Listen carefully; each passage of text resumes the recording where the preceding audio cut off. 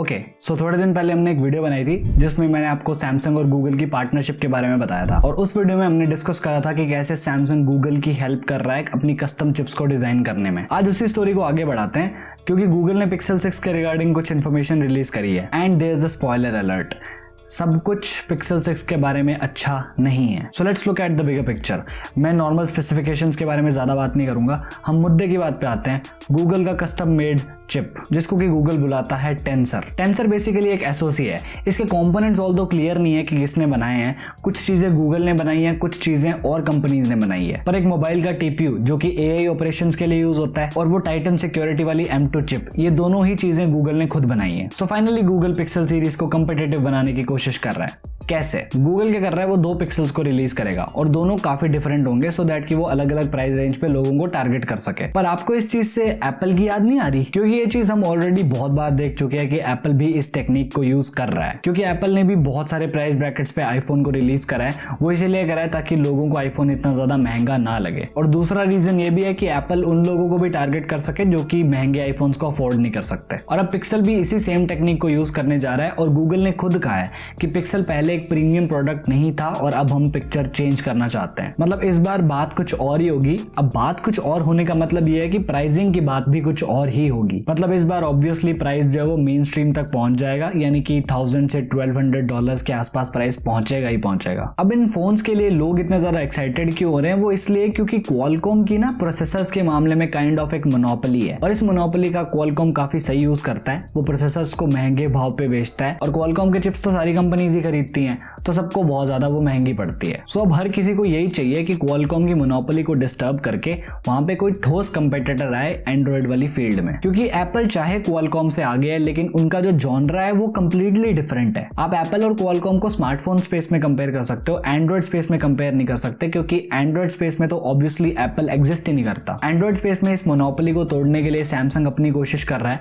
वो AMD के साथ मिलकर जब GPU लेके आएगा तो होपफुली वो क्वालकॉम के काफी ज्यादा नजदीक पहुंच जाएगा। मीडियाटेक की तो चलो हमेशा से कोशिश चलती रहती है, हुआवे के लोगों ने हाथ बांध रखे हैं वरना अभी तक काफी ज्यादा इनोवेशंस हो चुकी होती। और अब गूगल भी इस फाइट के अंदर आना चाहता है और उनके आने का एक रीजन तो क्वालकॉम है, पर एक थोड़ा सा बड़ा रीजन और है और वो है एप्पल की M1 चिप। क्योंकि एप्पल ने जो अपनी M1 चिप के साथ करा है उससे ये साफ दिखता है कि जब आप एक मैन्युफैक्चरर के हाथ में सॉफ्टवेयर और हार्डवेयर का कंट्रोल दोगे तो क्या कमाल हो सकता है। और जब गूगल ने ये चीज देखी तो उन्हें टेंसर रिलीज करने का सही टाइम मिल गया क्योंकि सुंदर पिचाई के ट्वीट के हिसाब से टेंसर पे लास्ट 4 सालों से काम चल रहा है और अब जाके फाइनली इन्होंने अपनी कस्टम चिप बना ली और बनाई भी अपने सबसे बड़े कंपेटिटर सैमसंग के साथ मिलके है। क्योंकि आपने वो तो सुना ही होगा, दुश्मन का दुश्मन दोस्त। सो ये सीन भी सेम कुछ ऐसा ही है क्योंकि ऑब्वियसली गूगल को आइडिया था कि सैमसंग अपनी कस्टम चिप्स को लेके कुछ तो कर ही रहा है और गूगल के पास और कोई ऑप्शन भी नहीं था। So they choose Samsung and made Tensor, the custom Google made chip. अब फोन में ज्यादा स्पेसिफिकेशंस क्या है उनके बारे में कुछ कंफर्म नहीं है, बट ऑब्वियसली मेन हाईलाइट जो है वो टेंसर ही रहेगी क्योंकि अब फाइनली वो चीज आएगी जिसका एंड्रॉइड यूजर्स बरसों से वेट कर रहे हैं, यानी कि एक एंड्रॉइड फोन जिसका हार्डवेयर और सॉफ्टवेयर एक दूसरे के साथ बहुत अच्छे से कंपैटिबल हो। क्योंकि एप्पल ये चीज शुरू से कर रहा है और लोग एंड्रॉइड में भी ये सेम चीज देखना चाहते थे और अब गूगल फाइनली वो चीज कर रहा है। लेकिन फिर भी अपनी एक्सपेक्टेशंस को हमें बहुत ज्यादा ऊपर नहीं लेके जाना चाहिए क्योंकि एप्पल लिटरली अपना एक अलग ही स्टैंडर्ड मेंटेन कर चुका है। और टेंसर के अनाउंसमेंट के जस्ट बाद ये मान लेना कि A14 बायोनिक उसके सामने कुछ भी नहीं है, तो ये लोग कुछ नहीं कर रहे, सिर्फ अपने लिए अनरियलिस्टिक एक्सपेक्टेशंस क्रिएट कर रहे हैं। पर्सनली मेरे को ये लगता है कि गूगल मेनली फोकस करेगा अपने सॉफ्टवेयर साइड में क्योंकि हार्डवेयर भले ही उन्होंने अपना बना लिया है लेकिन फिर भी वो हार्डवेयर साइड में इतने हैं नहीं, तो वो मेनली फोकस करेंगे अपनी सॉफ्टवेयर साइड के ऊपर। वो कोशिश ये कर रहे होंगे कि वो अपने हार्डवेयर के साथ अपनी टॉप क्लास AI और ML कैपेबिलिटीज को कैसे जोड़ेंगे क्योंकि हम सबको पता है कि गूगल की AI कितनी ज्यादा शानदार है और हम इस बेटर AI का फायदा फोटोज के अंदर देख पाएंगे। क्योंकि बात कुछ ऐसी है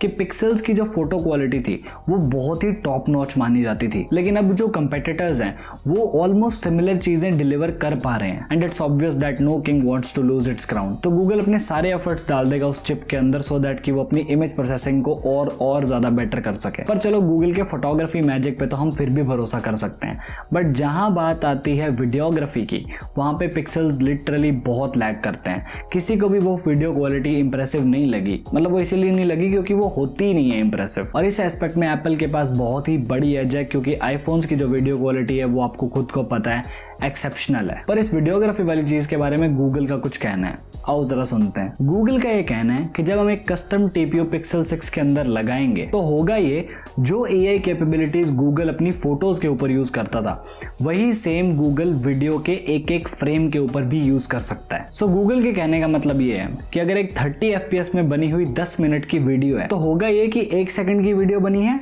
30 फोटोज को खींच के, और वीडियो होगी टोटल 600 सेकंड्स की, यानी कि टोटल नंबर ऑफ फ्रेम्स कितने हो गए 18,000। और गूगल कहना ये चाहता है कि वो 18,000 फोटोज के ऊपर अपनी इमेज प्रोसेसिंग लगाएगा, उसके बाद आपको एक रेंडर्ड वीडियो देगा। और ये तो हम एक 1080p वीडियो की बात करते हैं, अगर वीडियो 4K होती है तब तो कहने ही क्या है। सुनने में तो ये चीज काफी इंप्रेसिव लगती है कि हम एक एक फ्रेम के ऊपर अपनी इमेज प्रोसेसिंग लगाएंगे, बट बात यह है कि इसके लिए सीरियस लेवल की प्रोसेसिंग पावर चाहिए होगी, and I don't know how Google will pull it off. और अब गूगल इस फोन को अच्छे से मार्केट भी करेगा। क्यों? वर्ज को गूगल के CFO ने बताया कि उन्होंने खुद ही इन्वेस्टर्स को वार्न कर रखा है कि सेल्स और मार्केटिंग के जो एक्सपेंसेस हैं इस साल के सेकंड लास्ट पार्ट में वो काफी हाई बजट पे रहेंगे, क्योंकि हॉलिडे सीजन रहेगा तो गूगल को काफी सारे फोन्स बेचने हैं, और क्योंकि iPhone 13 भी आने वाला ही है तो गूगल इस चीज को भी ध्यान में रखेगा। सो अब थोड़ी एक सीरियस बात करते हैं।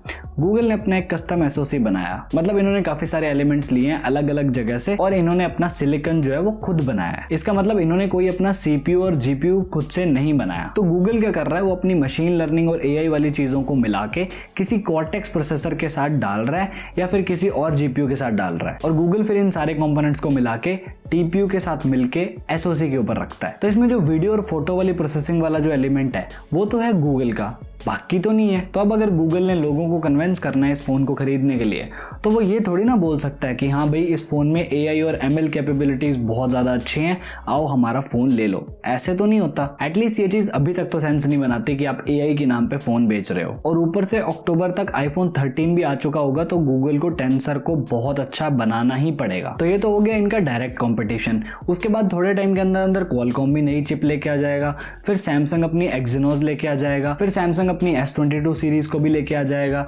तो गूगल तो ऑलरेडी पीछे हो ही जाएगा। तो इसका मतलब काफी सिंपल है, या तो चिप को होना पड़ेगा एक्स्ट्राऑर्डिनरी तो जाके बात बन सकती है। लेकिन प्रॉब्लम अभी तक खत्म थोड़ी ना हुई है। गूगल के पास ARM की Cortex X कोर्स का बिल्कुल भी लाइसेंस नहीं है, यानी कि गूगल ARM की Cortex X कोर्स को यूज नहीं कर सकता। और अगर वो Cortex X कोर्स को यूज नहीं करेगा, जिसको कि अभी Exynos यूज कर रहा है, लाइक Exynos में अभी इस टाइम पे Cortex X1 की कोर्स है, और गूगल अगर Cortex X को यूज नहीं करेगा तो फिर वो Exynos से भी पीछे रह जाएगा। और यही सेम कहानी GPU पे भी अप्लाई होता है, क्योंकि इनके पास GPU के लिए ऑप्शन बचेगा माली वाला। एड्रीनो तो किसी को मिलता नहीं है, और अगर माली वाला GPU इनको मिलेगा तो फिर Exynos से ये फिर से पीछे रह जाएंगे, क्योंकि Exynos खुद माली के GPUs को छोड़ के AMD वालों में शिफ्ट हो रहा है। इसका मतलब GPU अच्छा होगा लेकिन फास्टेस्ट होगा ये जरूरी नहीं है। इसलिए गूगल क्या कर रहा है, आपका ध्यान लेके जा रहा है उस साइड में, TPU वाली साइड में, कि हमारी इमेज प्रोसेसिंग जो होगी वो बहुत ज्यादा अच्छी होगी, AI और ML कैपेबिलिटीज जो होंगी वो बहुत ज्यादा अच्छी होंगी। सो बेसिकली वो ये कह रहे हैं हमने AI के साथ मिलके देखो ये कर दिया वो कर दिया। सो ये एक पर्दे के पीछे की स्टोरी थी। अब बस देखना ये है कि क्या एंड्रॉइड स्पेस में ऐसा कोई फोन बन सकता है जिसका हार्डवेयर और सॉफ्टवेयर इतना कंपैटिबल हो कि वो एप्पल के साथ हेड टू हेड स्टैंड कर सके। Now let's talk about the design aspect of the phone. वैसे तो मैं डिजाइन पे इतना ज्यादा फोकस नहीं करता, क्योंकि मैं हमेशा कहता हूँ कि लोग केसेस लगा ही लेते हैं, बट यहाँ पे थोड़ी सी चीज डिफरेंट है, क्योंकि ये जो डिजाइन है ये काफी गूगलिश टाइप ऑफ डिजाइन में आता है। गूगलिश क्यों? क्योंकि अगर आप Nexus 6P को देखोगे तो वो भी काइंड ऑफ सिमिलर पैटर्न को फॉलो करता है, एक एंड टू एंड कैमरा वाला सेटअप। और गूगल ने जो Pixel 6 सीरीज में करा है वो भी काफी सिमिलर सी ही चीज है, बस थोड़े 2021 एस्थेटिक के साथ करा है। अब ये देखने में हो सकता है कुछ लोगों को अजीब लग रहा हो, बट ये इतना अजीब होगा नहीं रियल लाइफ में, क्योंकि 6P में भी ऐसा ही था। लोगों को पहले वो काफी अजीब लग रहा था, लेकिन बाद में लोग उससे यूज्ड टू हो गए थे, लोगों को पसंद आ गया था। तो हाँ, थोड़ा सा सब्र कर लेते हैं। बाकी डिजाइन मेरे ख्याल से तो बहुत अच्छा है, मतलब फील जो है वो काफी प्रीमियम वाली आ रही है। और कैमरा को ऐसे सेटअप करने का एक फायदा ये भी है कि फोन जो है वो वॉबल नहीं करेगा, मतलब अगर फोन को हम टेबल पे रखेंगे तो वो बिल्कुल स्टिल रहेगा, वो ऐसे इधर उधर नहीं होगा। डिजाइन काफी यूनिक है, जो कि Pixel 6 को डिफरेंशिएट करेगा बाकी और फोन से, क्योंकि जहां काफी सारी कंपनी सेम ही डिजाइन बनाती रहती है सो दैट वो सेफ खेल सके, गूगल ने एक अच्छा स्टेप लिया है। सिक्योरिटी फ्रंट से तो फोन काफी ज्यादा आगे ही है, क्योंकि अभी 3 ही मैन्युफैक्चरर हैं जो कस्टम चिप यूज करते हैं सिक्योरिटी के लिए। एप्पल का सिक्योर एनक्लेव, सैमसंग का नॉक्स और गूगल की टाइटन चिप। और Pixel 6 में एक्सपेक्टेड है कि टाइटन M2 आएगा, यानी कि टाइटन का एक इम्प्रूव्ड अपग्रेडेड वर्जन। बाकी पिक्सल्स की काफी बड़ी प्रॉब्लम रही है हमेशा से, हार्डवेयर इश्यूज वाली। तो गूगल के सपोर्ट फोरम्स भरे पड़े हैं जिसमें कस्टमर्स कंप्लेंट पे कंप्लेंट करी जा रहे हैं इनके हार्डवेयर के बारे में। सॉफ्टवेयर इश्यूज को तो चलो गूगल सॉफ्टवेयर अपडेट्स की मदद से फिक्स कर देता है,